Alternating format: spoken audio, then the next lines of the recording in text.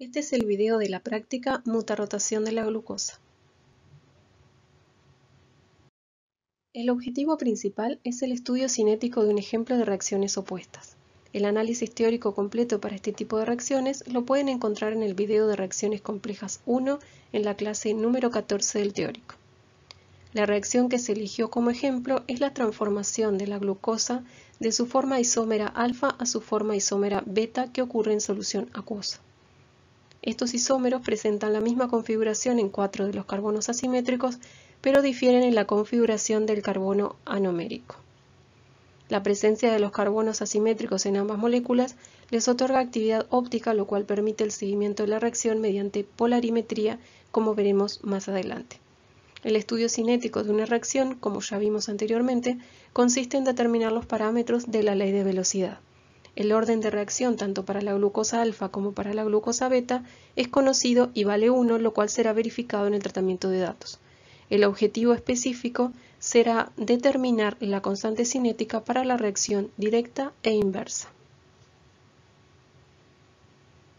El método cinético elegido para el estudio de esta reacción es el método integral. El primer paso de este método consiste en suponer los órdenes de reacción para luego proceder a la integración. Como se mencionó antes, el orden es conocido tanto para la reacción directa como para la reacción inversa, por lo cual lo que resta por hacer es plantear la ecuación diferencial para luego hallar la ecuación integrada. Dado que estamos trabajando en solución acuosa, el volumen es constante y se puede plantear la velocidad como la variación de la concentración en función del tiempo. Si se plantea la velocidad para el consumo de la glucosa alfa, lo cual se establece al colocar el signo de menos delante, tendremos entonces un término positivo correspondiente al consumo de la glucosa alfa por la reacción directa y un término negativo correspondiente a la formación de la glucosa alfa por la reacción inversa. Tanto la concentración de la glucosa alfa como la concentración de la glucosa beta variarán en función del tiempo. Para poder proceder con la integración de esta ecuación, se requiere establecer una única variable. Para esto se puede emplear la relación estequiométrica y analizar lo que ocurre con las concentraciones de ambas especies en función del tiempo. A los efectos de simplificar el planteo, se puede suponer que se parte solo de glucosa alfa. A tiempo cero, entonces, la concentración de glucosa alfa será la inicial y la de glucosa beta será 0. A un tiempo t, la concentración de glucosa alfa va a ser igual a la concentración inicial menos x, siendo x la cantidad consumida.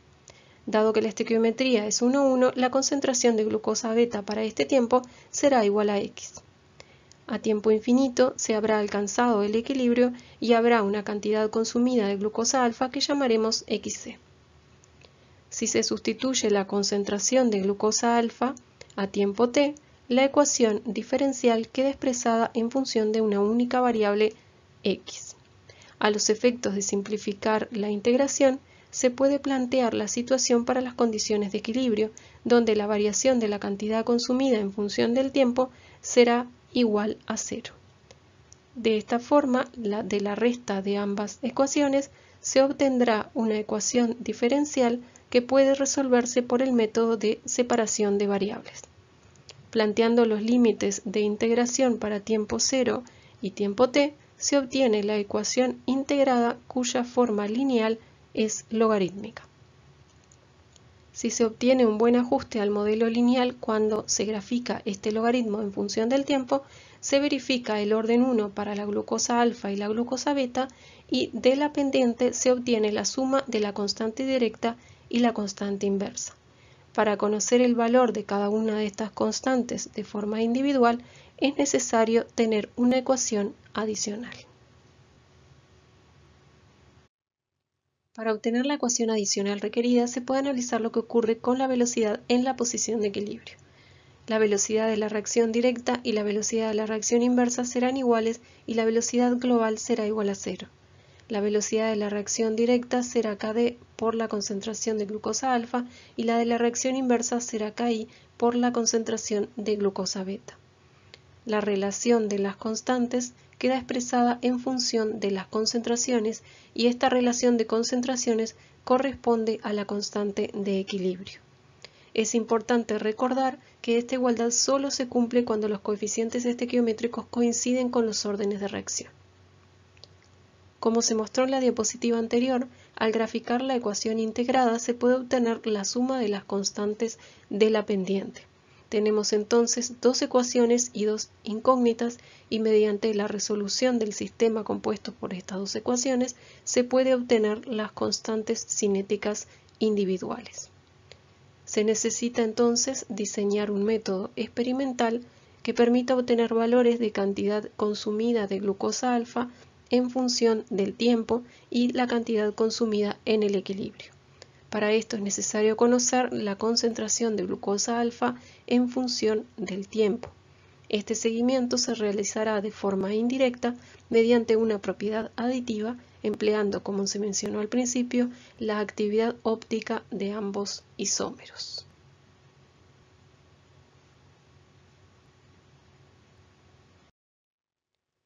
La luz es una onda transversal que se propaga en forma perpendicular a la dirección de oscilación, vibrando en diferentes planos. La luz polarizada se genera mediante un polarizador y en este caso las vibraciones luminosas ocurren en un solo plano. Cuando la luz polarizada atraviesa una sustancia ópticamente activa, el plano de vibración sufre una rotación. El ángulo de rotación depende de la naturaleza de la sustancia, de la distancia recorrida en la muestra, de la concentración de la misma y de la temperatura. Puede expresarse este ángulo mediante lo que se conoce como la ley de Biot, en función de la rotación específica de la sustancia, el largo del tubo de muestra empleado y la concentración de la misma. Esta ecuación muestra que existe una proporcionalidad directa entre el ángulo rotado y la concentración. A su vez, el ángulo rotado total para una muestra es el resultado de la suma de los ángulos rotados de cada una de las especies que forman parte de la muestra. El cumplimiento de estas dos condiciones determina que el ángulo rotado sea una propiedad aditiva.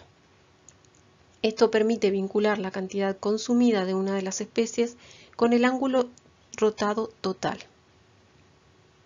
Si se sustituye esta ecuación en la ecuación integrada, se observa que puede determinarse la suma de las constantes cinéticas a partir de medidas del ángulo rotado.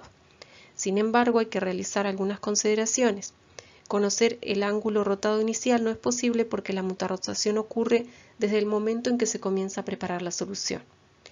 Puede aplicarse propiedades de logaritmo y separar el cociente graficando el logaritmo de alfa de equilibrio menos alfa a tiempo t, pero debe emplearse el valor absoluto, ya que el ángulo rotatorio específico de la glucosa alfa es superior al de la glucosa beta. Por lo tanto, dentro del logaritmo, el valor sería negativo. Se grafica entonces el logaritmo del valor absoluto de alfa de equilibrio menos alfa a tiempo t en función del tiempo, y de la pendiente se obtiene la suma de las constantes. El primer paso del método experimental consiste en la preparación de la solución 1. Para esto se pesarán 4 gramos de glucosa alfa y se agregarán 60 mililitros de agua destilada. La masa puede ser pesada en balanza analítica, pero no es necesario que se conozca el valor exacto, ya que no es necesario conocer la concentración inicial. Por esa misma razón, tampoco se utiliza material aforado para la preparación de la solución. Un cambio en la concentración inicial de glucosa alfa determina que los valores de ángulos rotados medidos se vean modificados, obteniéndose valores diferentes de ángulos para cada tiempo y una vez alcanzado el equilibrio. Sin embargo, no cambia el valor de las constantes a determinar. El segundo paso consiste en la preparación de la solución 2. Para esto se toman 25 mililitros de la solución 1 y se agrega 1 mililitro de ácido clorhídrico 6 molar. Esta solución se utilizará para determinar el valor de alfa de equilibrio. El agregado de ácido clorhídrico permite alcanzar más rápido la posición del equilibrio, ya que éste actúa como catalizador. Esto se realiza a los efectos prácticos de determinar el valor para el equilibrio en un tiempo menor y razonable para una práctica de laboratorio. Sin embargo, el agregado de 1 mililitro de ácido clorhídrico implica una dilución y un cambio en la concentración de glucosa alfa. Por esta razón debe corregirse el valor del ángulo rotado determinado, como veremos más adelante. Y por esta razón debe ser preparada con material aforado. Además, es recomendable que se prepare inmediatamente después de que se ha preparado la solución 1, de manera que la posición de equilibrio se alcance mientras se van realizando las medidas del ángulo rotado en función del tiempo. El tercer paso consiste en la realización de la medida del blanco. Para eso se llena el tubo con agua destilada y se coloca en el polarímetro indicando que este es el blanco. Durante el llenado del tubo debe evitarse la formación de burbujas. Para esto se llena por completo permitiendo la formación del menisco en la boca del tubo. Luego se corta este menisco con la ventana de cierre y se asegura la misma con la tapa del tubo. Al igual que el espectrofotómetro, el polarímetro mide el blanco y lo resta de forma automática a todos los valores realizados posteriormente.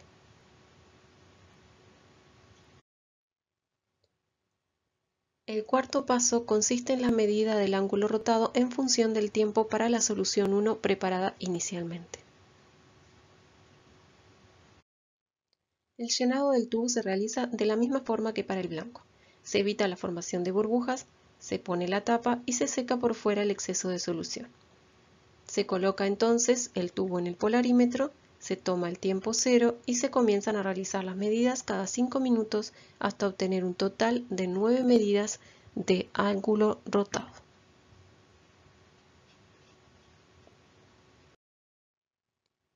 El paso número 5 corresponde a la medida del ángulo rotado de la solución una vez se ha alcanzado el equilibrio. Se realiza el llenado del tubo de la misma manera que se hizo anteriormente, pero en este caso se utiliza la solución 2. Se coloca luego el tubo en el polarímetro y se espera hasta que se estabilice la medida.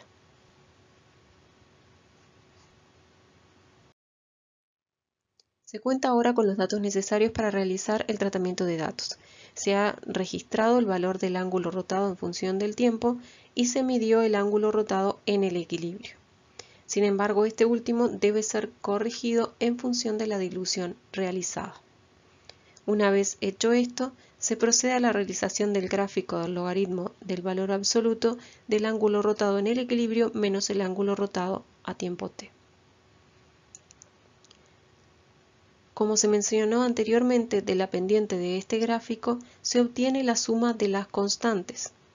A su vez, para poder determinar las constantes individuales, se requiere conocer la constante de equilibrio a la temperatura del trabajo de manera de armar un sistema de dos ecuaciones y dos incógnitas.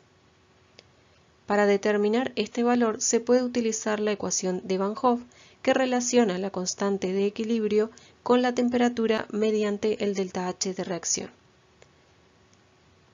Para llevar a cabo esto se buscan valores de constantes de equilibrio en tabla que sean cercanos entre sí y se despeja el valor del delta H de reacción. A partir de este delta H y de uno de los valores de las constantes de tabla se despeja el valor de la constante de equilibrio a la temperatura de trabajo. Finalmente se resuelve el sistema y se informan los valores de las constantes cinéticas directa e inversa con sus respectivas unidades. Si se realiza la misma experiencia, pero ahora partiendo de glucosa beta, la situación será análoga, pero la cantidad de glucosa alfa será 0 al comienzo. Se irá consumiendo glucosa beta para dar glucosa alfa.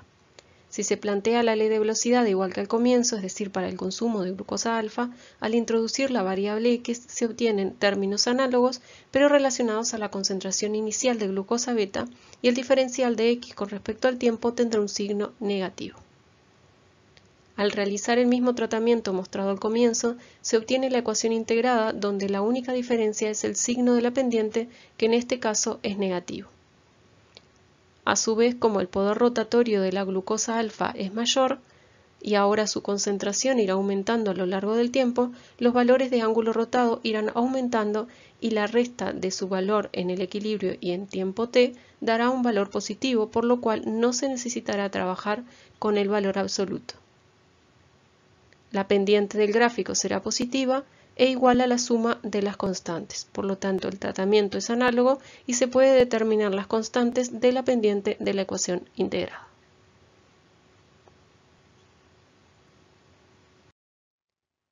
Si se parte de una mayor concentración de glucosa alfa, los valores del ángulo rotado serán mayores, ya que, como se dijo antes, existe una proporcionalidad directa entre el ángulo y la concentración. La constante de equilibrio será la misma, ya que depende exclusivamente de la temperatura. Sin embargo, el valor del ángulo rotado en el equilibrio será mayor ya que la concentración de ambas especies será mayor cuando se alcance la relación de concentraciones dada por la constante de equilibrio. Las constantes cinéticas serán iguales ya que dependen de la temperatura, de la naturaleza del solvente y de la fuerza iónica en el caso de reacción entre iones, aunque no en este caso ya que ambas especies son neutras.